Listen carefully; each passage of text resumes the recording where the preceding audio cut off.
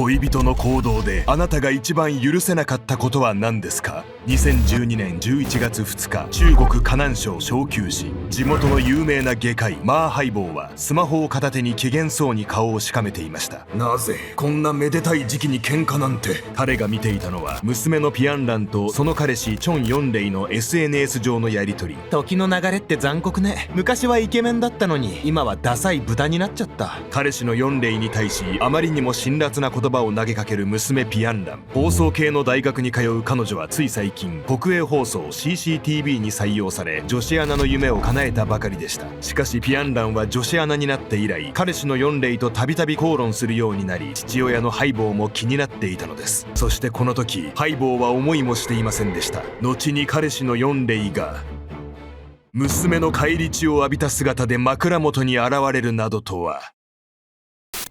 新人女子アナに向けられた恋人からの憎しみの刃。女性が夢を叶えたことから2人には深い確執が生まれたのです。心に拭いきれない闇を抱えたその男は彼女の社会的成功を許せなかったんです。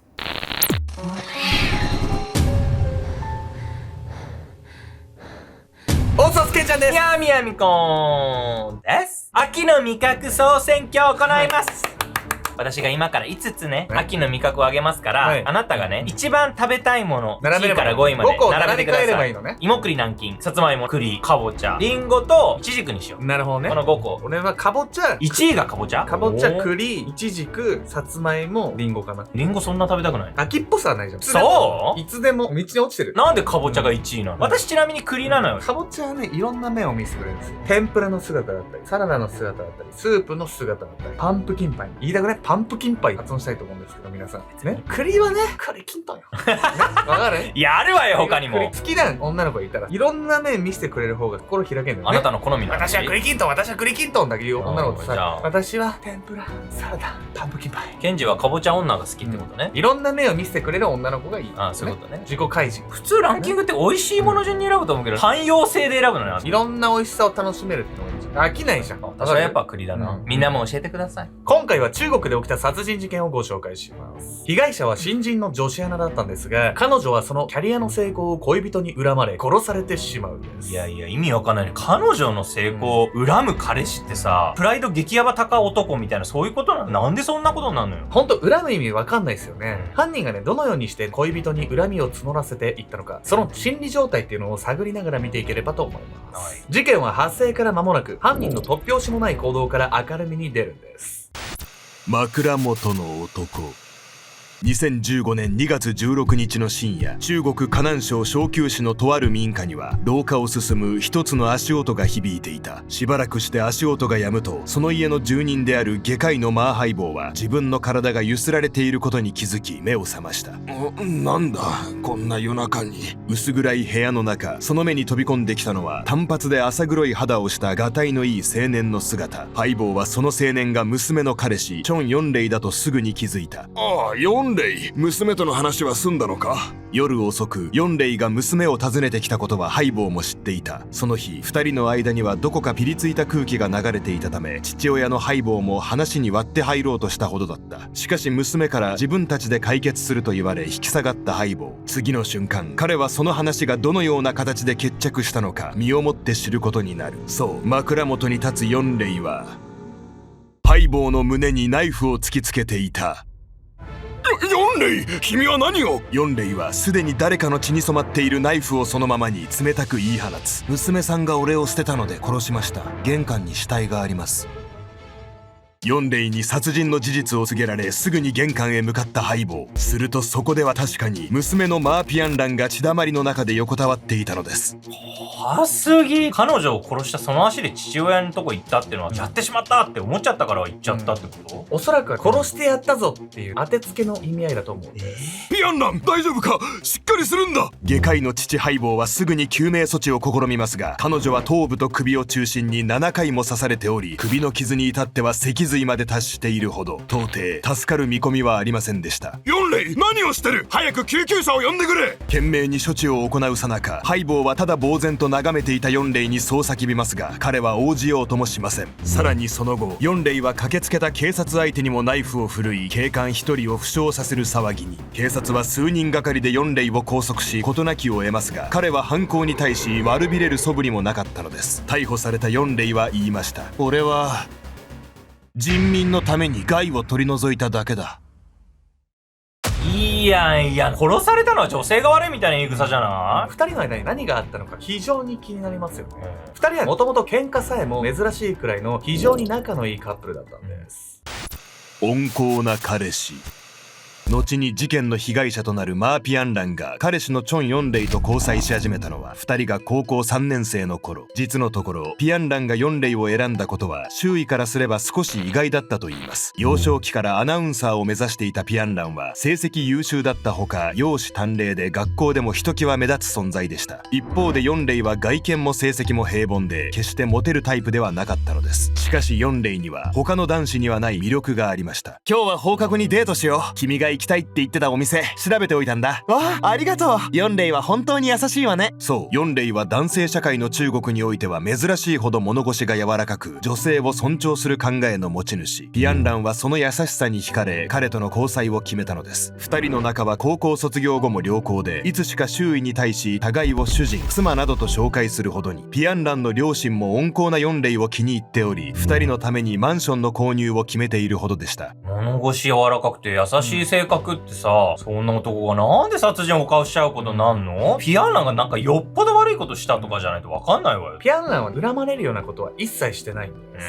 最初に説明したようにピアンランの社会的成功から二人の関係どんどんおかしくなっていったんです。高校卒業後、放送系の大学へ進んだピアンランは学生コンテストでたびたび入賞。才能を認められた彼女は地方局の番組で司会を任されるほどになりました。2012年9月からは地元から遠く1600キロ離れた厚生省の大学院へ進むことに。彼氏のヨンレイとは遠距離恋愛になってしまいますが、ピアンランはそれも温厚な彼であれば受け入れてくれると信じていました。その後ピアンランは国営放送 CCTV の採用担当の目に留まり、晴れて全国放送のアナウンサーに。同僚や上司からも高く評価され、まさに前途洋々でした。一方でピアンランが厚生省へ行って2ヶ月が過ぎようという頃、彼氏のヨンレイは SNS 上に次のような投稿をしました。時間の流れは残酷だ。一体俺はどれだけ傷つけばいいんだ。見るからに意気消沈した様子のその投稿。そして驚かされるのはピアンランからの返信の内容でした。本当に時間の流れは残酷ね。昔はイケメンだったのに今はダサい豚になっちゃった。ピアンランが女子アナになって以来、2人の仲は周囲から見てもあからさまに険悪になっていたのです。またヨンレイはその後次のような内容を投稿。ピアンランは血を見るべきだ。死に様は壮絶に。父ハイボーは2人のこのやり取りを目にし、慌てて娘のピアンランに電話をかけました。しかしピアンランは笑ってこう返したのです。パパは大げさね。彼はちょっとナーバスになってるだけよ。この SNS の内容すごい情緒不安定に見えるわね。ピアンランも彼にめちゃくちゃきつく当たってるみたいだし、なんでそんな変わっちゃったのよ。ピアンランが彼氏のヨンレイにきつく当たったのは彼自身に原因があったんです。ヨンレイはピアンランの華々しい活躍をどうしても許せなかったんです。優しさの裏側。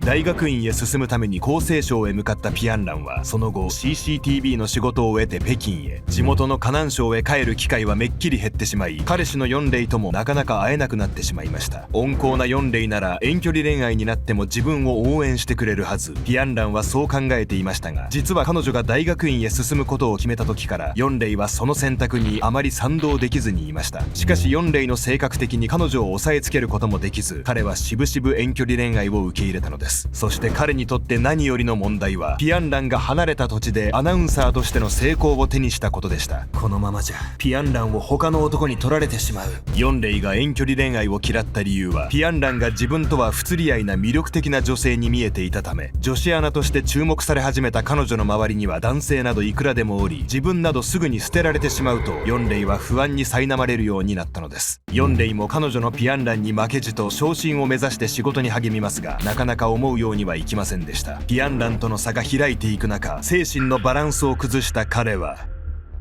飲酒運転も厭わないほどの叫びたりになりました。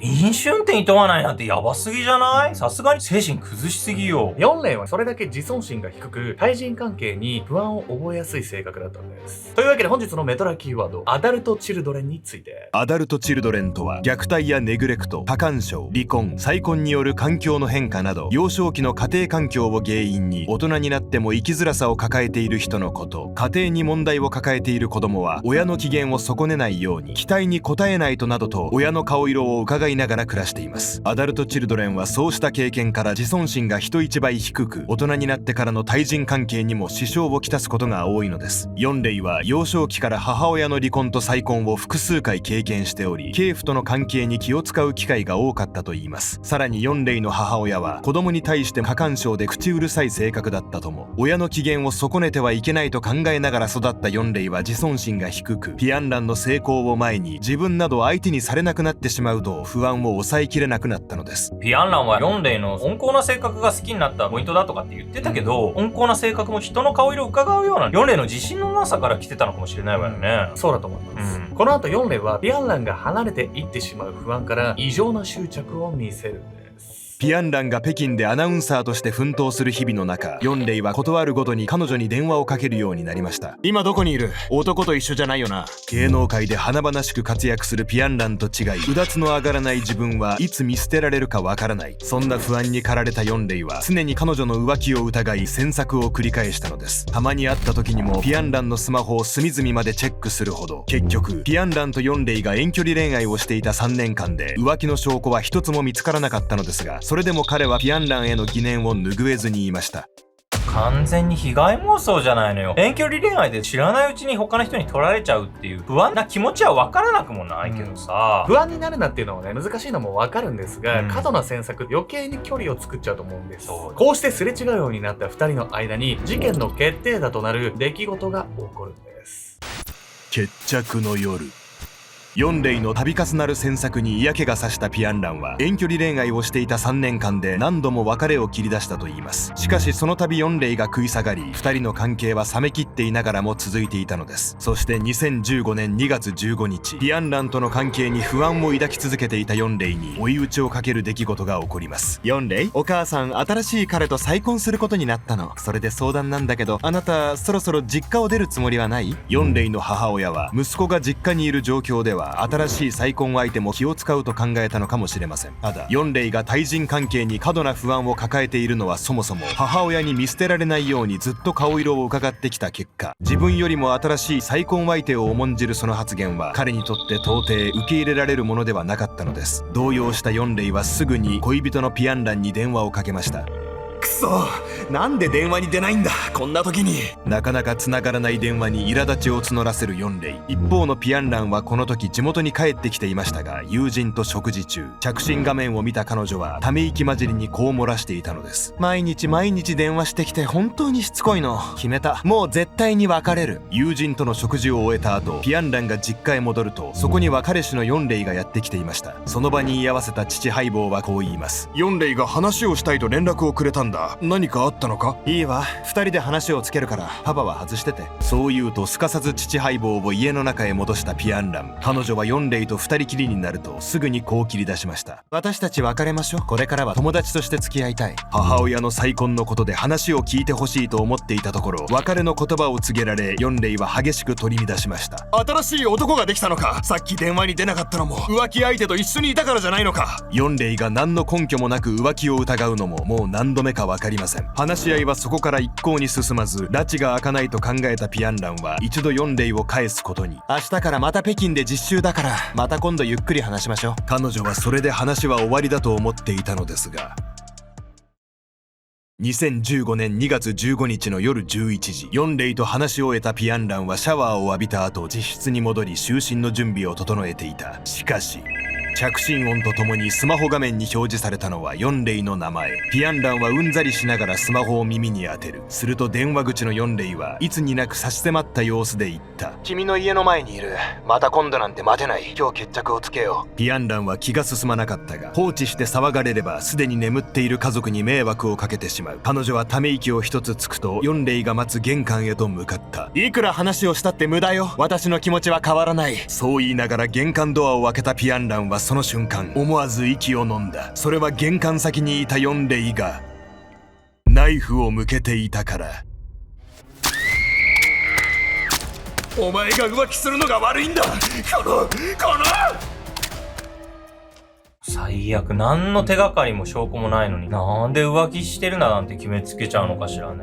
アダルトチルドレンの人はとにかく自分に自信がないんで、自分のせいで恋人が離れていったっていうのを認めるのが辛かったのかもしれないです。でも自分の落ち度を認められないと人っていうのは絶対成長できないですからね。裁判においてもヨンレイは一切悪びれることなく次のように主張しました。浮気した彼女が悪いんです。俺は人民のために害を取り除いただけです。2015年12月3日、恋の殺人で有罪となった彼に下された判決は死刑。中国では死刑判決に際しても執行猶予が設けられることがあり、この間に反省が認められれば無期懲役などに減刑となります。そしてヨンレイの場合も2年の執行猶予に。ピアンランの両親はヨンレイに実際の裁きが下されるまで遺体を埋葬しないことを決意。執行猶予期間の2年間、彼女の遺体は冷凍保存されていました。そして迎えた2017年4月28日、河南省高級人民法院は死刑判決の維持を決定。同年12月、ようやく刑が執行となり、ピアンランも正式に埋葬されたのです。幼少期の経験から自分に自信が持てずにいたヨンレイにとって、女子アナとして活躍するピアンランの姿は眩しすぎたのかもしれません。しかしそもそもピアンランがヨンレイに惹かれたのは彼の優しい性格があってのこと。外見や頭の良さよりも人柄でヨンレイを選んだ彼女が仕事で思うように成果が上がらないからといって彼を見捨てるようなことがあったでしょうか。私たちはそうやって恋人との関係において何が重要かを自分の物差しだけで判断してしまいがちです。あなたは恋人と自分が釣り合っていない、恋人に必要とされていないと不安になったことがありますか？恋人がなぜあなたと一緒にいるのかを果たしてちゃんと理解できているでしょうか？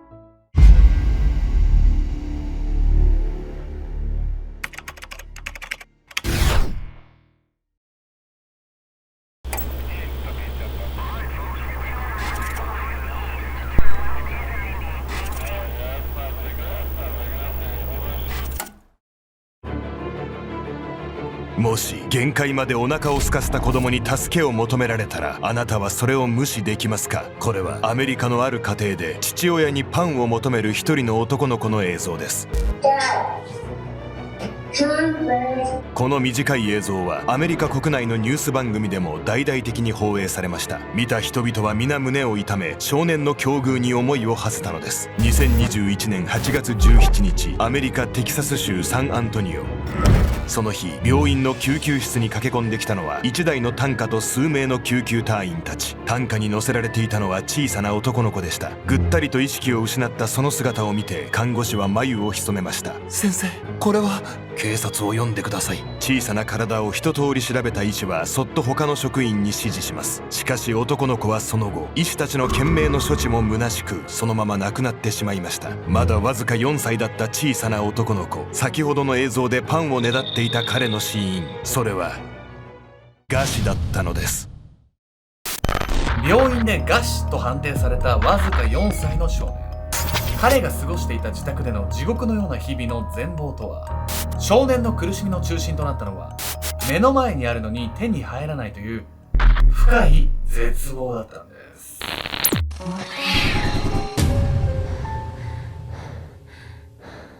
この動画の続きはオンラインサロン秘密結社アルゴメトリーでご視聴ください。